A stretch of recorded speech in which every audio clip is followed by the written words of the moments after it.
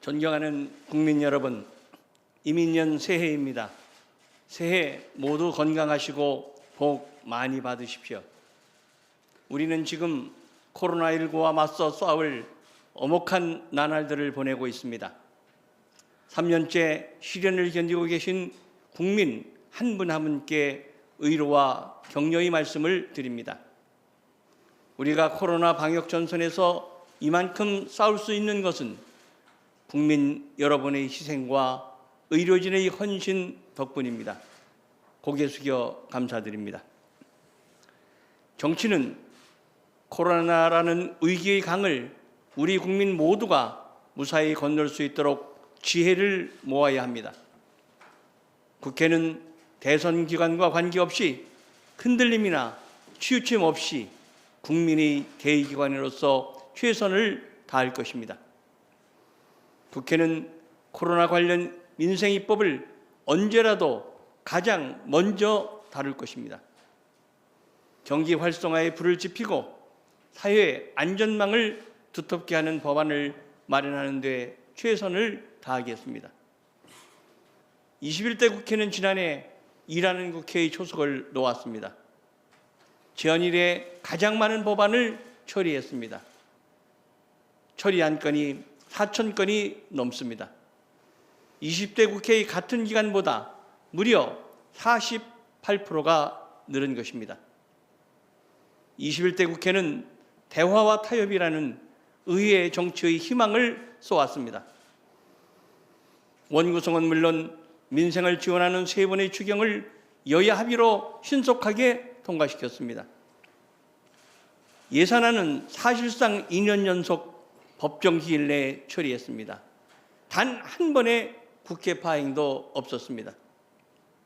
국회는 또 지난해 여야 합의로 국회 세종의사당 설치에 관한 국회법을 통과시켰습니다. 국회 세종시대를 여는 역사적인 이정표를 세운 것입니다. 국회는 세종 국회의사당을 차질 없이 건설하겠습니다.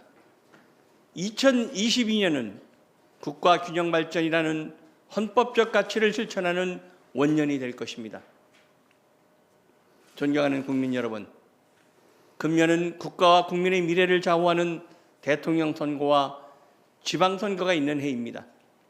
선거 과정은 물론 어느 당이 집권하더라도 선국 후당, 나라를 먼저 생각하는 자세로 임해 주십시오.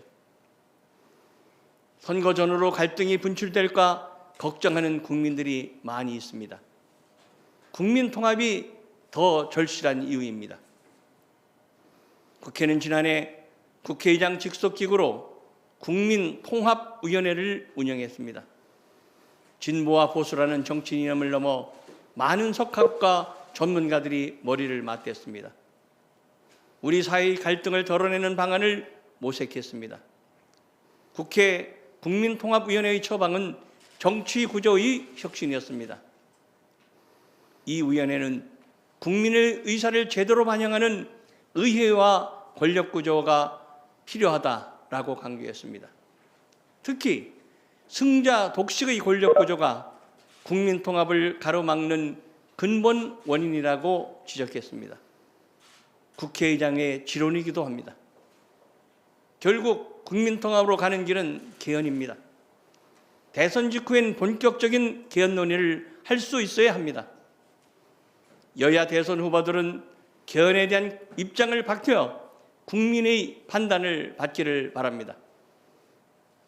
여야는 정치개혁특별위원회에서 개헌 논의를 할 수 있는 토대를 확실하게 마련해 주시기 바랍니다. 단계적인 개헌도 한 방법입니다.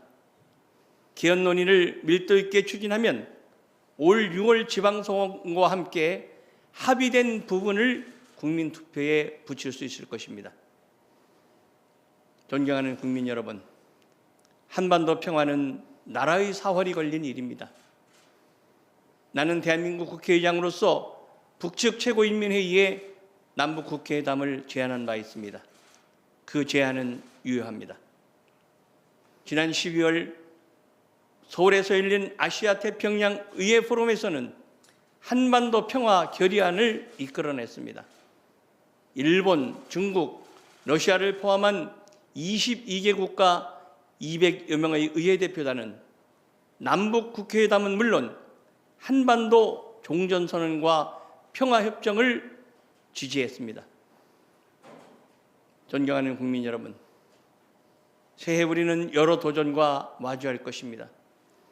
기후위기와 디지털 전환, 미중 패권 다툼과 세계 공급망 질서의 재편은 세계의 기존 질서를 흔들고 있습니다. 국회와 국회의장은 어떤 경우에도 국민 안전과 민생 안정을 확보하겠다는 각오로 임할 것입니다. 국민 여러분의 헌신에 보답하는 길입니다. 감사합니다.